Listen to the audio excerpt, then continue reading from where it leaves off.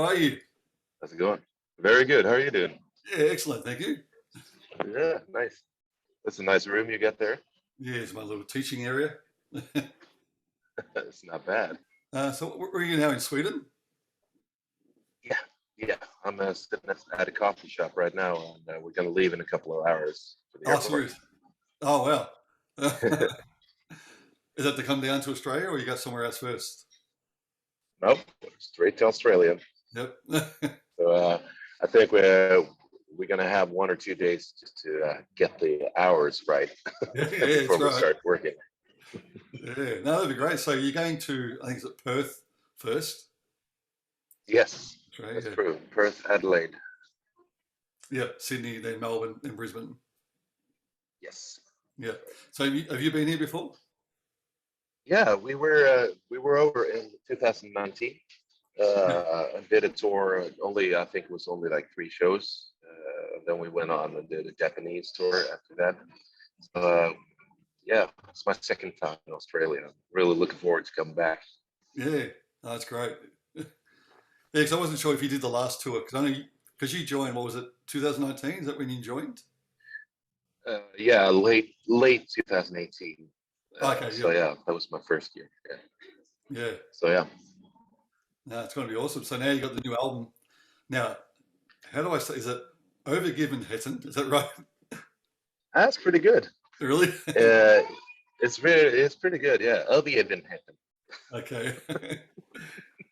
Yeah. Oh, great album. Thank you, thank Yeah. you. We're very proud of it.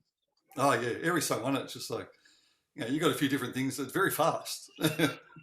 Yeah, yeah. Well, I don't know what to say about that, but I mean, I think Bastian is doing some amazing drum work on that one. So yeah, Yeah. What I was going to say. Yeah, the drum work, just like the double bass, he's going it's crazy on some crazy. of those songs. Yeah, that's right. Yeah, that's so good. And I guess you have to keep up with him as well, don't you? Yeah, well, it takes some practicing, and you know, Yeah. but it works. So, what would you say your main instrument is? I mean, 'cause I know you play everything. So, what's your main instrument? I wouldn't say I have a main instrument right now because I mean, it all comes down to playing songs for me. Really, Hmm. it doesn't matter which instrument.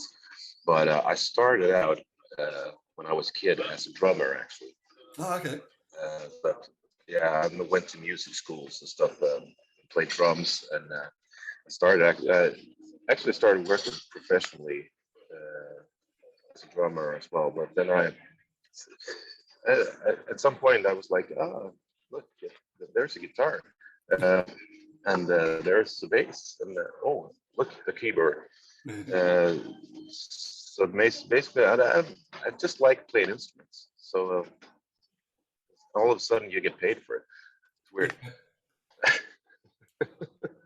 Yeah. So yeah, but first instrument, drums. Okay. Seen some of your videos, and you do all of them, really well though. Appreciate it.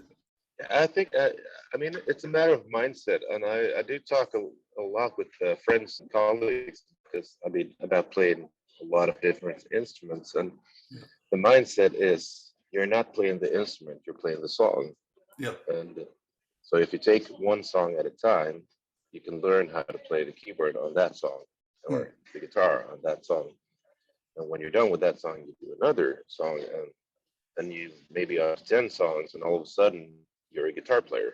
Yeah. Yeah. You know, and Yeah. so it's that mindset. You don't learn an instrument, you learn how to play songs. That's my opinion. Yeah. I know what you mean. Yeah, for sure. So, how much did you play on the album? 'Cause I know David played some as well, bass, but how much bass did you play on the latest album? On the latest album, I play all the bass. Oh, okay. On the previous, yeah. So it's on the previous, the EP Wisdom the Atlantic, where David plays a couple of songs and I play a couple of songs. Oh, right. So, but on this one, it's all me. Ah, that sounds great. Yeah, really good. Just talking about your playthrough of the video on YouTube. Yes, yes. So I noticed you're going from the fretless bass to the fretted bass. Yeah. And that was actually something that happened a lot during recordings on both Avievenheten and West of the Atlantic, that we explored the range of the fretless and how we can implement that in death metal. And I would say it works pretty good. Yeah, it does. Yeah. So Yeah.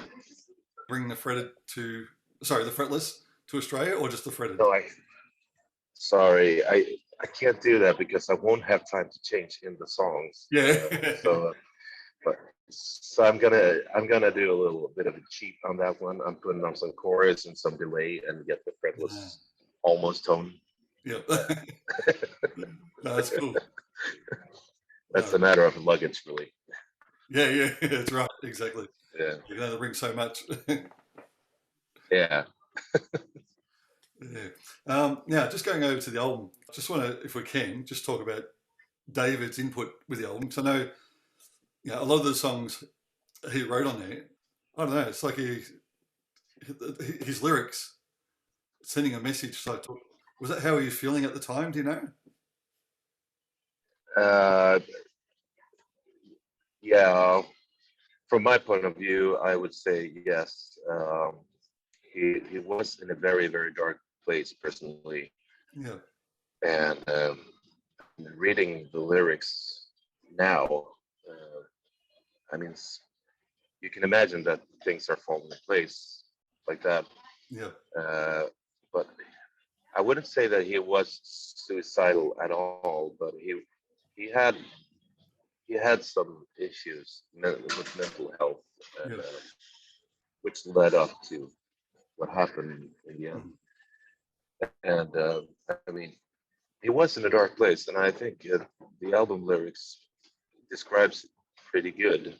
And some of the Björn's lyrics also describes his side of it, because him as a bandmate and first and foremost a friend. Yeah. He didn't feel too good about it either. Oh yeah.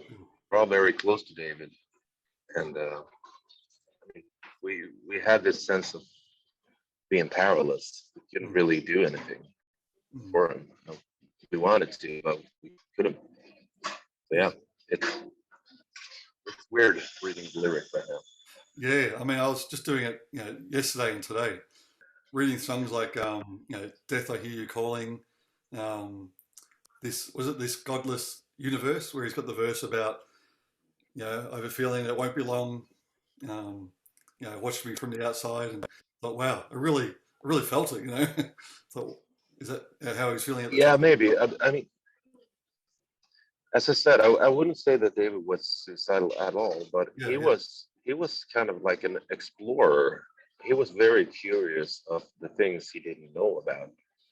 And I think death was one of the things that he felt he didn't know anything about it, but he was curious about it.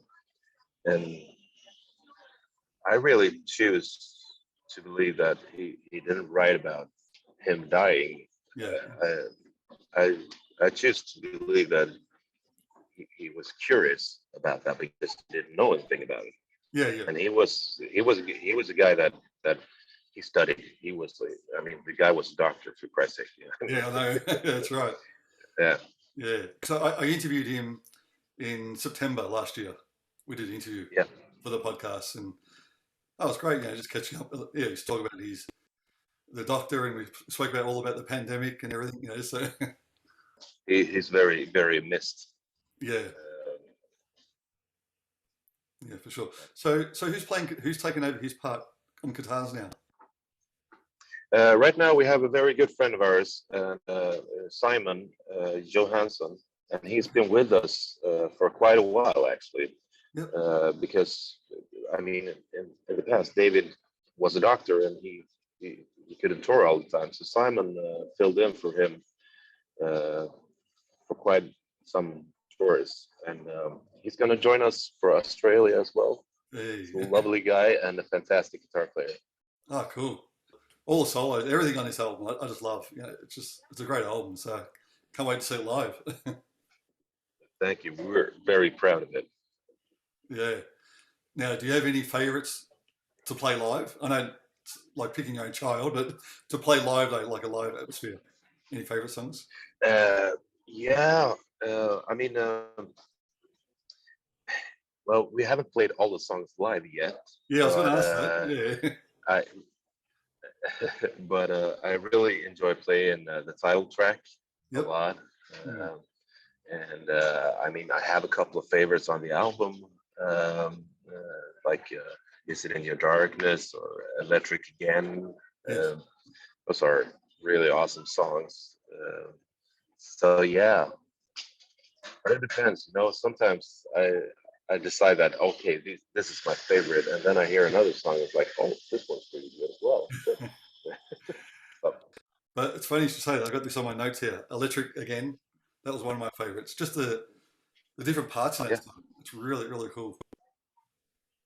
yeah, yeah. I mean, there's everything in that one. I can smell death metal, black metal, even classical stuff. You Yeah. know, it's like almost some folk music there, Yeah. Yeah, that's a great song. and jazz, of course. Yeah, yeah. Yeah, it's it. Yeah. So what would you say, what's your main influences growing up playing any instrument? Oh wow. I grew up listening to a lot of drummers because that's what I wanted to be. Yeah. So I listened a lot to. I mean, I grew up with the Beatles, of course. So Yeah. Ringo was a big favorite, and if we're going to talk about a bass player that influenced me, Paul McCartney is way up there on top. So, Yeah. but a lot of the Who, Keith Moon, of course, and Mitch Mitchell with the Jimi Hendrix was like one of my big favorites. And Cool. Yeah. he actually had two bass drums, and that was fucking cool. Yeah. It's all good. Yeah. Then a lot of jazz players also. I mean, Philly Joe Jones, Jack DeJohnette, all over to Fusion, Dave Weckl, and those guys, Yeah. all also big influences. Yeah. Yeah. I saw Dave Weckl back in 1994. I was in LA and he was playing Oh with wow, that was yeah, John Petitucci, I think the bass player. yeah. Yeah. Was it for the Hardwired album, Yes. maybe? Yeah. Exactly. Yeah. Yeah. That was great. So, what did you guys get up to? I know you had the tour in what 2019, and then the whole pandemic. So, how did you find that those 2 years?